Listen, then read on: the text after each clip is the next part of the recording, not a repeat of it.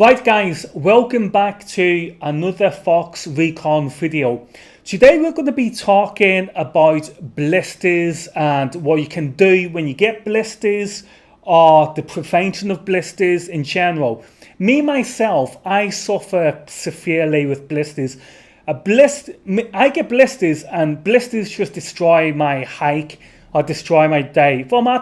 As a matter of fact, if I'm out shooting street photography in Manchester, then I can get blisters then, and I've got to call it the day because the blisters have just spoiled everything. So again, this video is about what a blister is, how we can treat blisters, and how we can prevent blisters from happening. So what's the whole idea behind how we get blisters? Well, apparently blisters is because of heat, which has been made from friction. Okay, so for example, if you get your hand like that and get this hand up here, put on top, keep moving it like that, yeah, you will feel the heat build up on your skin. And that is basically how blisters are made. It's heat from friction. So if you've got apparently if you've got dry feet and dry socks and dry shoes, then chances are you're not going to get a blister.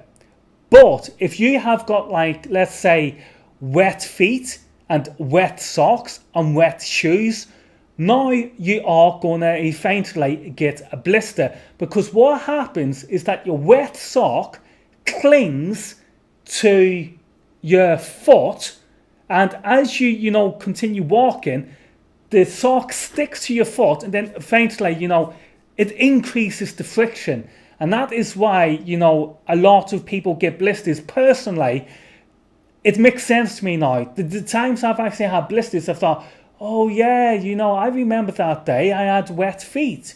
So the principle of having wet feet helps to increase blisters. And so the number one rule is to basically keep your feet dry. Okay, keep your feet dry. As a matter of fact, I have actually bought these. Now, I don't know if you guys have seen these before, but these are British Army waterproof socks. They are waterproof socks. You believe that? You don't have to, if you walk into a river with these, you don't have to have any boots on. You don't have any shoes on.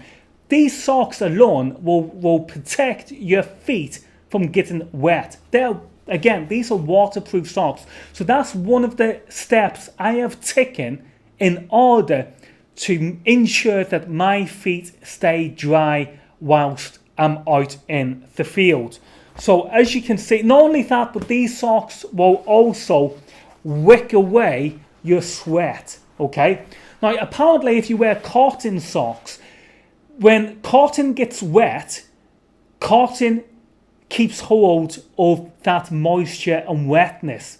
So it's not a good idea to wear cotton socks when you're hiking, because the socks will constantly stay wet. So again, if you probably have a look at wicking socks or waterproof socks, then hopefully that may help you prevent getting blisters in the first place. Now, another thing what hikers tend to do is that they tend to wear a thick sock, and then they'll have a thinner sock. So they'll have a thinner sock on their foot, and then they'll have a thick sock over that thinner sock on their foot.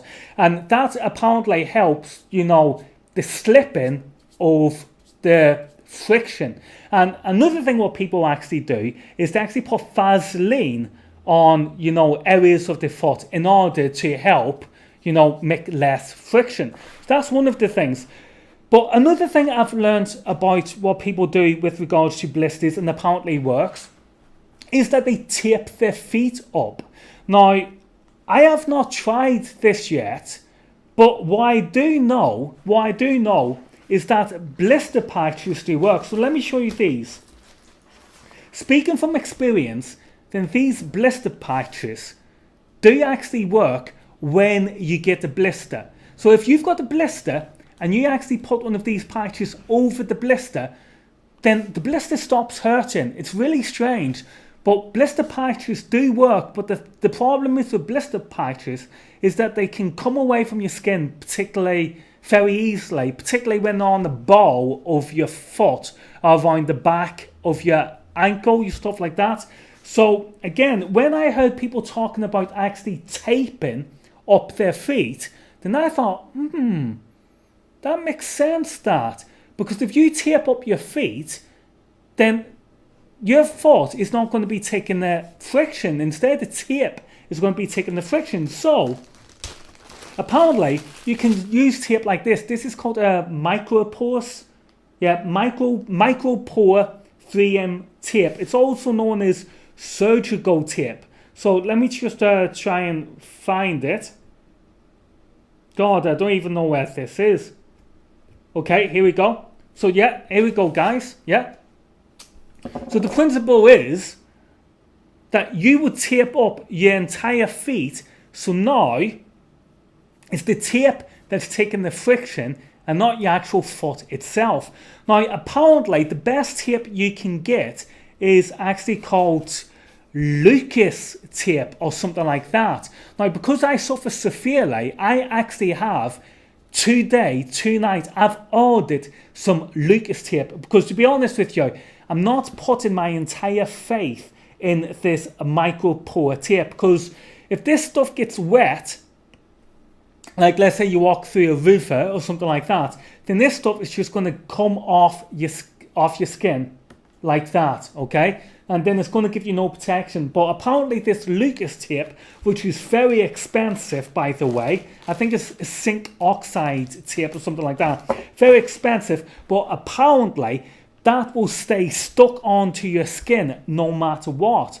So yeah, going back to the principle of taping up your skin sounds to be another good idea. Now, there's two other interesting things I've learned about blisters, and that is that, you know, marathon runners tend to do this, and that is if they get a blister, what they'll do is they'll drain the blister and then they'll use super glue. Yeah, you've heard that correctly. They will use super glue on that blister. Now, I thought about it and I thought that actually makes sense. Guys, we're talking about surgical medical super glue. You know what? If you cut your head and you go to your hospital and they put super glue on, and we're talking about medical super glue, okay? And then I thought, well, that makes sense, that, because if you get a blister, and if one of these patches you cover the blister, it stops the pain. That's a fact. I can tell you that from experience. You don't get no pain. And then I thought, well, if you use super glue on that blister, well, because you've got a hole, wherever it is, you've got a hole in your foot, because that blister. But you use super glue. I thought, yeah, that makes sense. That is going to stop, you know, the rubbing and the pain, etc. So I find that surprising that super glue has been mentioned as a treatment for blisters. Now, the very last thing I've learnt about blisters is that hikers, particularly do like the Pacific Crest Trail and stuff like that, if they get a blister, then there's apparently a trick what you can do with a needle and a thread.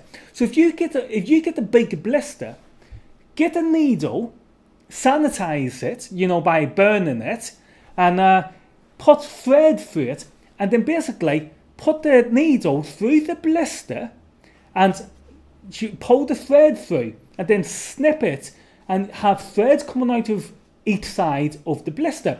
And apparently what this does is that overnight it drains the blister and it causes the blister to turn into a callus. Now, callus being hard skin. And I thought that was pretty interesting to know. So, you know, it may be worthwhile for you to pack a needle and thread and do that little trick. Again, overnight, the fluid in the blister will drain and the blister will actually turn into a hard callus. Now, I'm no skin expert, but I think I'd rather have a callus than a sore blister. So there's some of the things, you know, what I've recently learned about blisters. Let me just show you this, guys. I've even bought these, because again, I need to experiment with blisters, because I get them. But these, you actually put over the heel of your foot. So you see them? You actually put them over the heel of your foot. And, you know, because they're moist as well, and I think silicone, it's more slippery, and that should, in theory, help, you know, not build up the heat from friction on your foot. But again, you know, this Leukotape, when that comes and get it. But guys, what I'll do, I'll just finish off this video here, okay? Because again, I need to experiment now with what works for me and what doesn't work for me. Some of this stuff might work for you, but it might not work for me. But from what I've learned so far is, number one thing is to keep your feet dry. Personally, I am putting my faith in this Leukotape when it comes. When the Leukotape comes, I'll be taping up my feet, and then I'll be wearing waterproof socks. And I hopefully believe that that should allow me to go the extra miles. So, yeah.